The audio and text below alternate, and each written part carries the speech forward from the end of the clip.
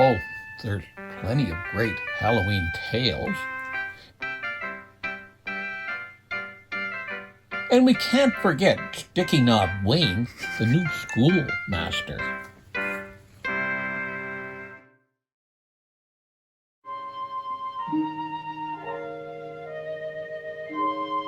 If we could journey back to that remote period of Canadian history where Halifax was just a port town, we would discover in the bosom of one of those spacious coves which indent the shores of Nova Scotia the small town of River Hebert. But nestled deep in the low-rolling hills, a sequestered glen, it's a quiet, peaceful place, yet somewhat foreboding. A town full of spooky tales and local superstition. But the most famous must be of the young schoolmaster, Sticky Knob Wayne, who once roamed these parts. One might mistake him for Scarecrow. He loped from a cornfield. He had a small head with a cap far too big and a long snipe shaft. Altogether, he was such an apparition as seldom to be seen in broad daylight. It was a brisk fall evening when the schoolmaster strolled into the town of Craigie Swallow.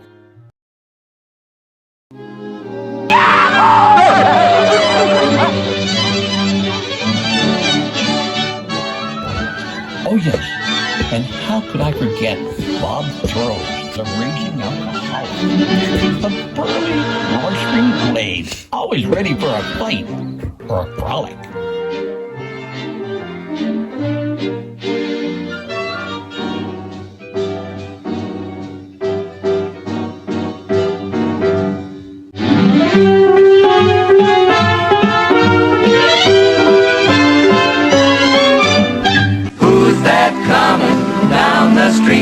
Is that an eggplant or his meat? Lean and lanky, skin and bone, with clothes a scarecrow with hay to own.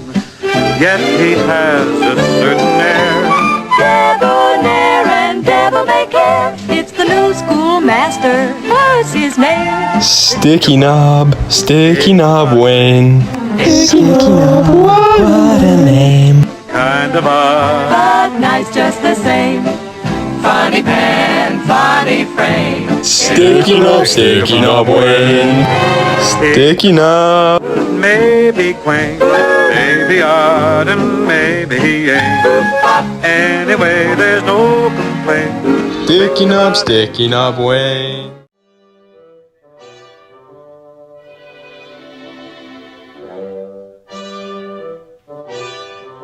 The schoolroom was Sticky Knob's second home.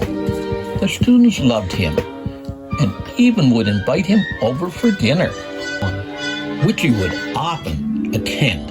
Oh, that fat bastard.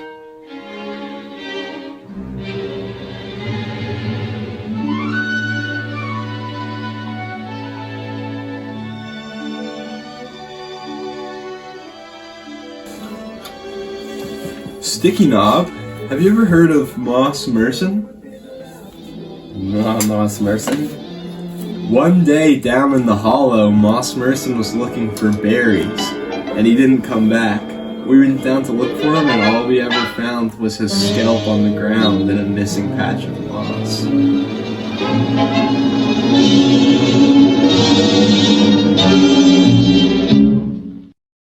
Cindy was the most beautiful girl in town, and everyone's love interest.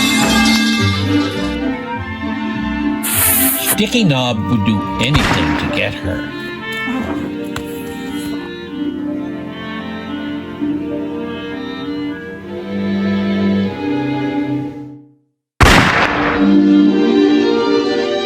Miraculously, Bob Throw survived, but now Sticky Bob had stirred the pot.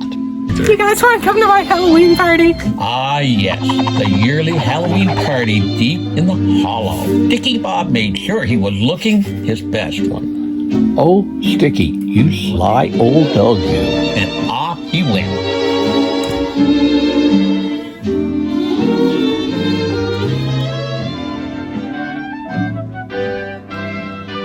Late at night, the party had started, and all were dancing. And Bob Throws found himself yet again outmatched, but Bob had a plan. When the hour grew late, ghost stories were told on Halloween night. Bob there knew there was no more firm and potent believer in spooks and goblins than Sticky Bob Wayne.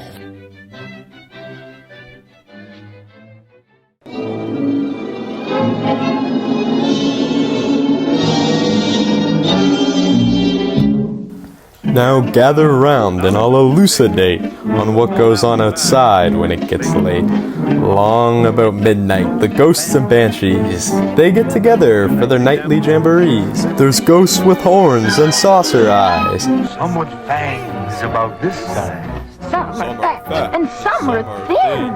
And some don't even wear their skin. Oh, I'm telling you, brother, it's a frightful sight to see what goes on Halloween night.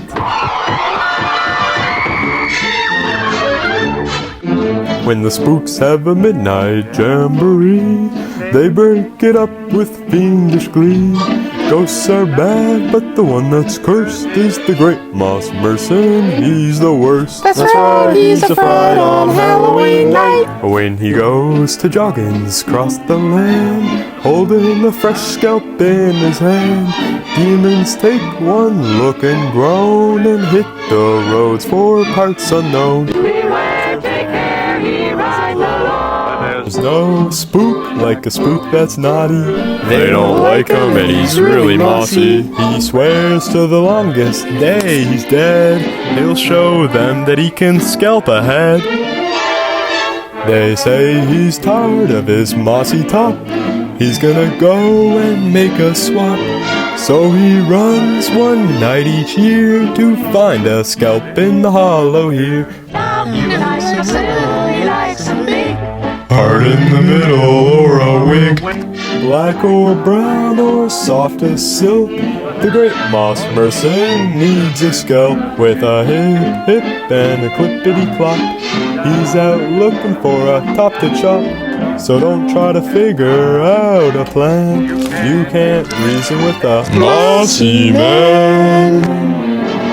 Now if you doubt this tale is so, I met that spook just a year ago. Now I didn't stop for a second look, made for the bridge that spans the brook.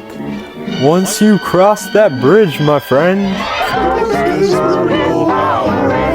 so when you're walking home tonight, make for the bridge with all your might. He'll be down in the hollow there, he needs your scalp. Look out, beware, with the hip hip and the clippity clop. He's out looking for a scalp to swap. So don't try to figure out a plan, you can't reason with a mossy man.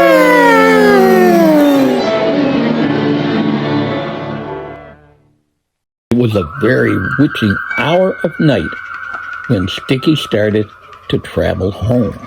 It grew darker and darker as the night went on. Never had the schoolmaster felt so melancholy, so utterly alone. The deeper in the hollow he went, the more dismal he became.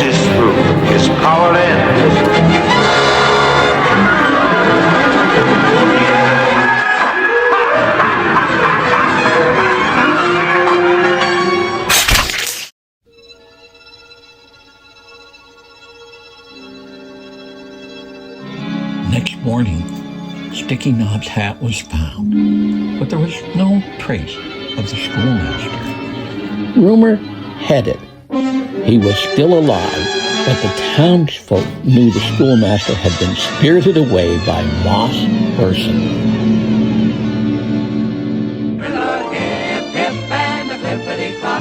She's out looking for a head to swap, so don't try to figure out a plan.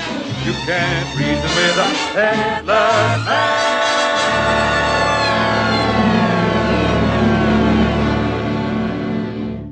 Man, I'm getting out of here.